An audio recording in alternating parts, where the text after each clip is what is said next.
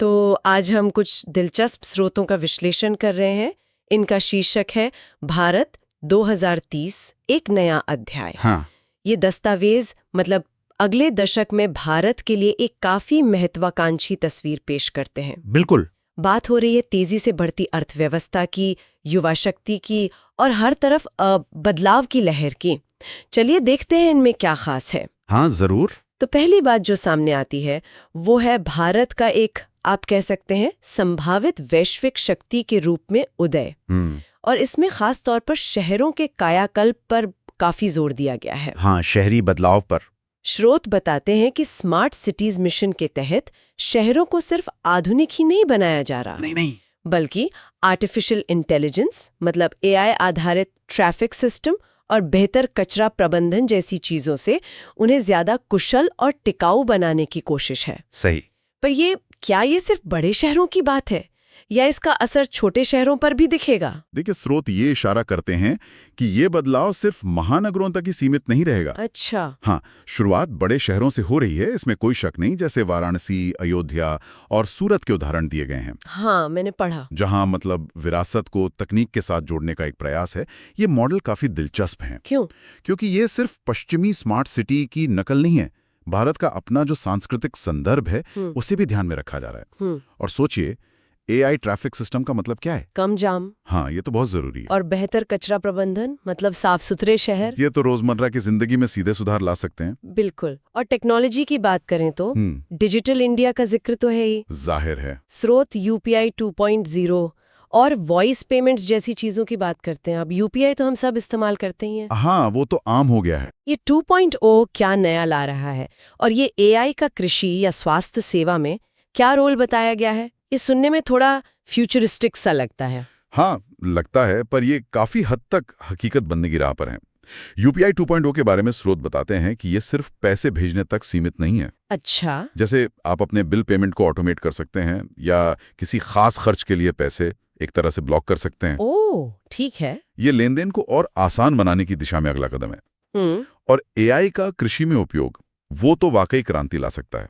स्रोत बताते हैं कि एआई आधारित विश्लेषण से किसानों को मौसम का पूर्वानुमान, मिट्टी की सेहत और कीटों के हमले के बारे में ज्यादा सटीक जानकारी मिल सकती है, जिससे फसल बेहतर होगी। बिल्कुल, जिससे फसल की पैदावार बढ़ाने में मदद मिलेगी। और इसी तरह स्वास्थ्य सेवा में एआई बीमारियों का जल्दी पता लगाने में और पर्सनलाइज इलाज में सहायक हो सकता है, खासकर दूर दराज के इलाकों में। ये तो हुई तकनीक और शहरों की बात, लेकिन क्या ये बदलाव समाज और शिक्षा तक भी पहुंच रहे हैं? स्रोत नई शिक्षा नीति का जिक्र करते हैं। हाँ, करते हैं।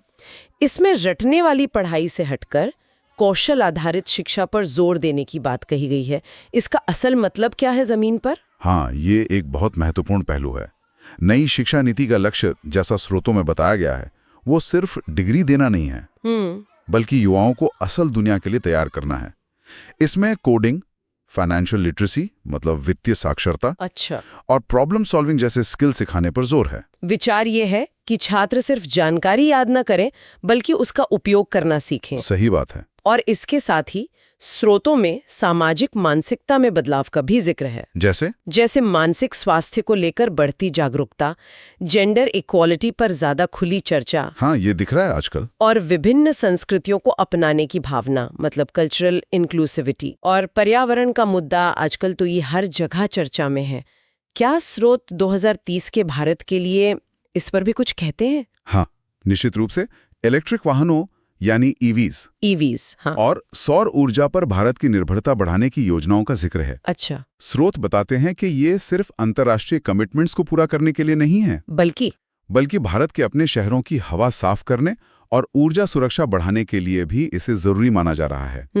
हरित नीतियां और टिकाऊ विकास के मॉडल, जैसे सूरत शहर का उदाहरण दिया गया है, ये दिखाते हैं कि आर्थिक विकास और पर्यावरण संरक्षण साथ साथ चल सकते हैं। बिल्कुल। तो कुल मिलाकर ये स्रोत 2030 के भारत की एक ऐसी तस्वीर पेश कर रहे हैं जो तकनीकी रूप से काफी उन्नत है, शहरी तौर पर ज्यादा व्यवस्थित, सामाजिक रूप से अधिक जागरूक, शिक्षा में कौशल केंद्रित और पर्यावरण के प्रति ज्यादा जिम्मेदार है। सही। ग्लोबल इन्वेस्टमेंट आ रहा है, स्टार्टअप्स फल फूल रहे हैं, यहाँ तक कि ग्रामीण भारत भी डिजिटल हो रहा है। हाँ, तस्वीर तो काफी आशाजनक लगती है। इसमें कोई दो राय नहीं, लेकिन इन स्रोतों के अंत में एक गहरा सवाल भी छिपा है। क्या सवाल? सवाल ये कि ये सारे बदलाव तो अपनी रफ्तार से हो रहे हैं, स्मार्ट शहर बन रहे हैं, AI आ रहा है, नई नीतियां लागू हो रही हैं, सब ठीक है। हाँ। पर क्या हम, मतलब समाज के तौर पर और व्यक्ति के तौर पर, क्या हम इस तेज रफ्तार बदलाव के साथ तालमेल बिठाने, इसे अपनाने और इसके साथ विकसित होने के लिए मानसिक और भावनात्मक रूप से तैयार हैं? ये वाकई सोचने वाली बात है। तकनीक और नीतियां तो बदल सकती हैं, पर क्या हम बदल पाएंगे? यही सवाल है। ये सवाल इन स्रोतों को पढ़ने के बाद हमारे श्रोताओं के लिए भी विचार करने लायक है।